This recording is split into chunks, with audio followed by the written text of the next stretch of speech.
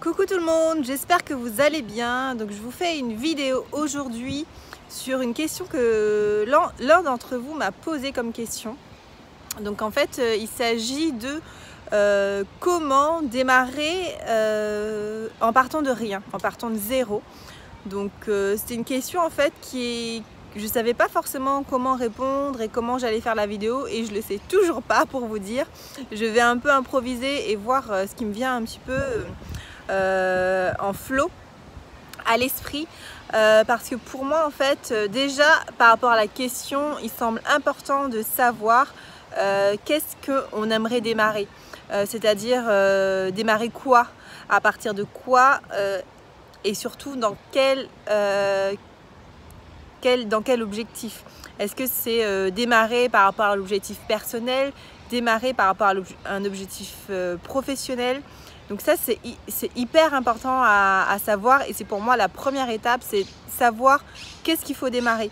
Est-ce que et qu'est-ce que je veux améliorer? Est-ce que je veux améliorer moi personnellement, mon mindset, ma façon de penser? Est-ce que je vais améliorer ma routine de tous les jours, mon efficacité, ma productivité?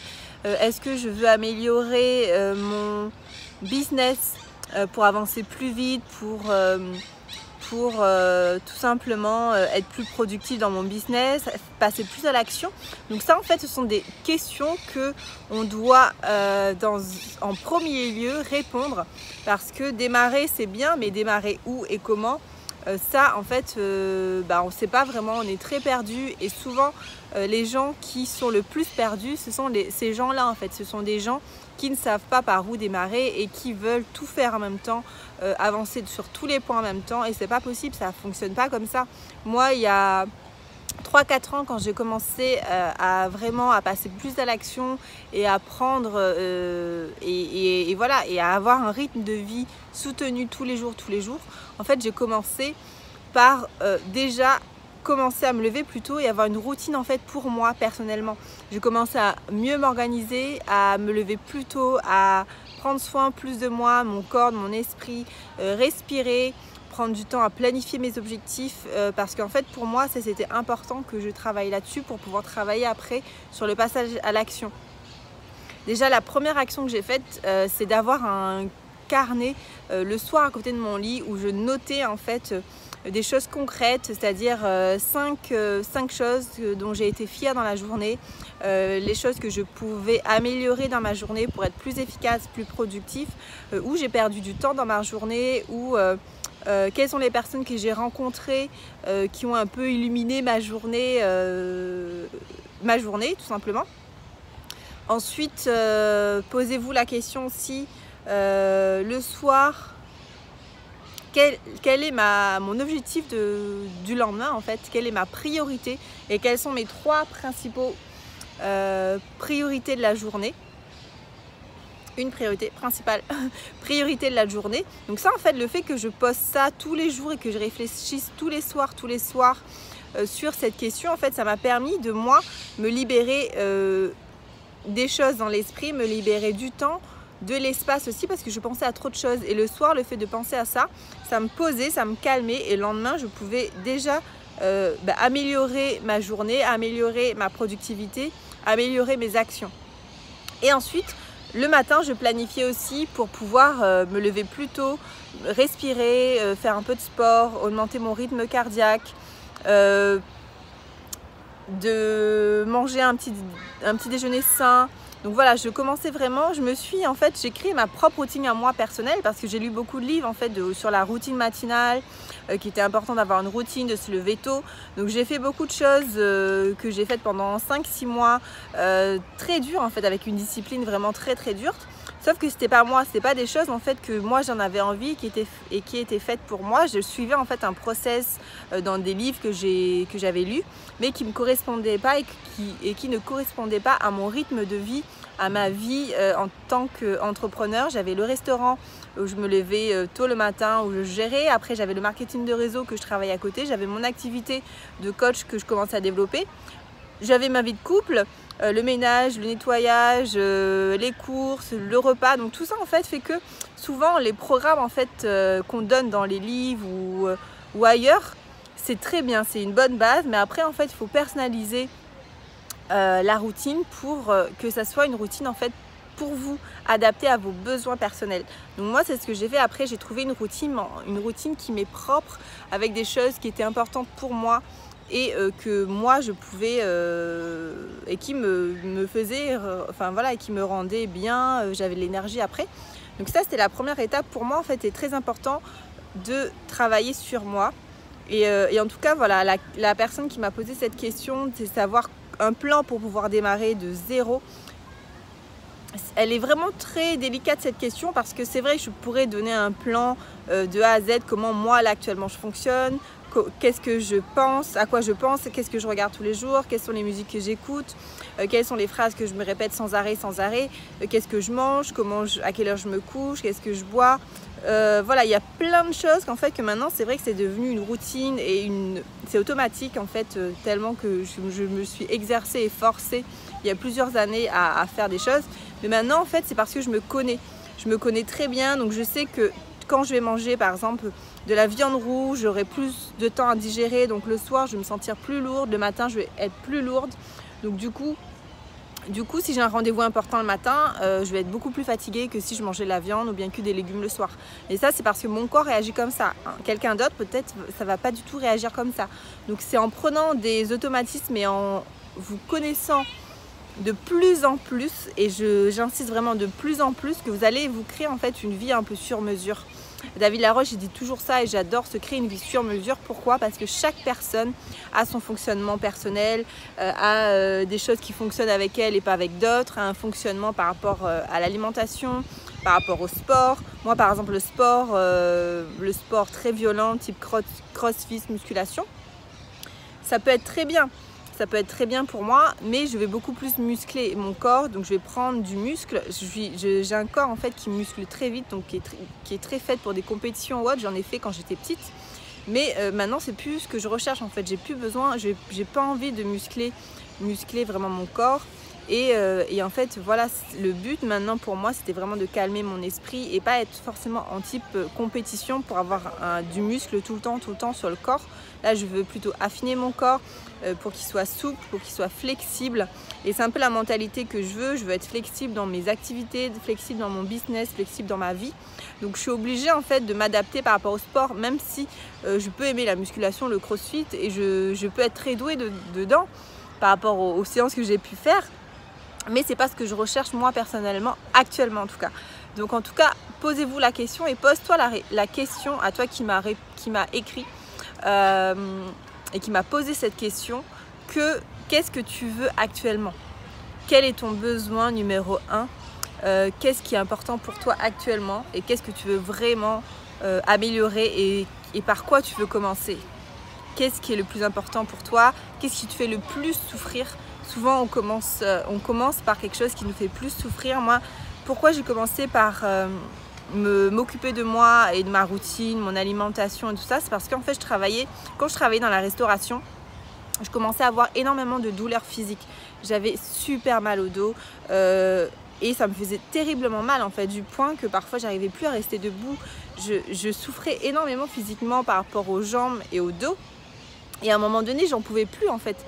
C'est mon corps qui a lâché, et je tremblais parfois et tout, donc je me suis dit mais Sandy, il faut que tu le prennes en main, il faut que tu commences par prendre soin de toi, prendre soin de ton corps, parce que j'avais beaucoup travaillé les années précédentes, l'esprit, le mindset, le fait de m'autodiscipliner à lire des choses tous les jours, des affirmations, faire la visualisation, d'écouter des audios de motivation, des livres d'inspiration, de lire des livres.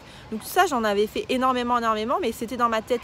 Sauf qu'à un moment donné dans la tête c'est bien, mais ça reste quand même dans la tête. Moi le corps en fait m'a fait comprendre que à cet instant T là, j'avais plus besoin d'aller chercher des choses et de me former dans la tête. J'avais besoin de prendre du temps pour mon corps et prendre du temps à comprendre mon corps et les signaux que mon corps me donnait. Et c'est à cet instant-là, que j'ai compris en fait, pour moi c'était une clé, et une clé que j'ai eue et que je vous donne dans cette vidéo, c'était vous comprendre. comprendre votre corps et comprendre votre fonctionnement à vous personnellement. Et quand vous aurez compris ça et que vous aurez compris comment vous fonctionnez,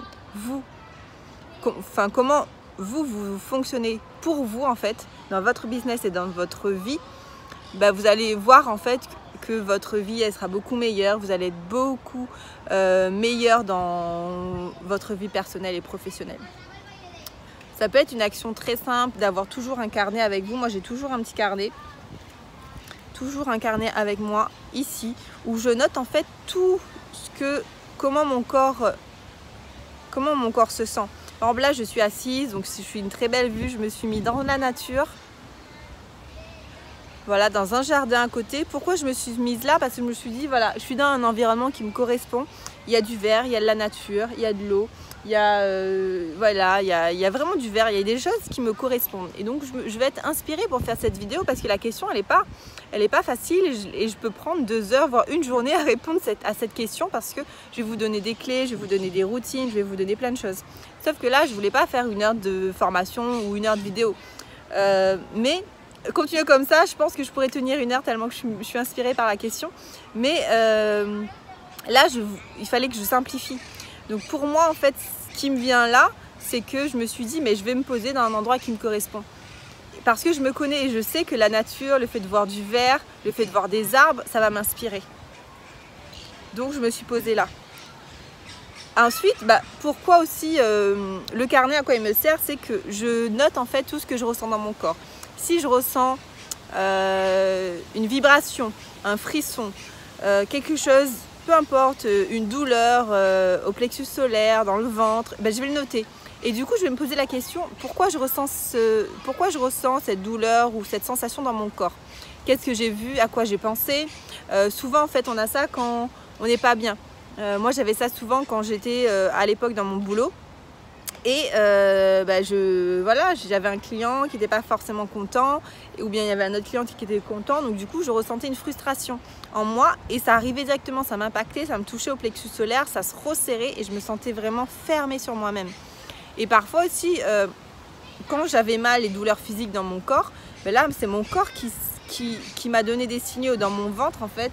Ça faisait mal, mon dos faisait mal, en fait j'avais tous les organes qui étaient crispés, qui avaient peur, qui étaient frustrés.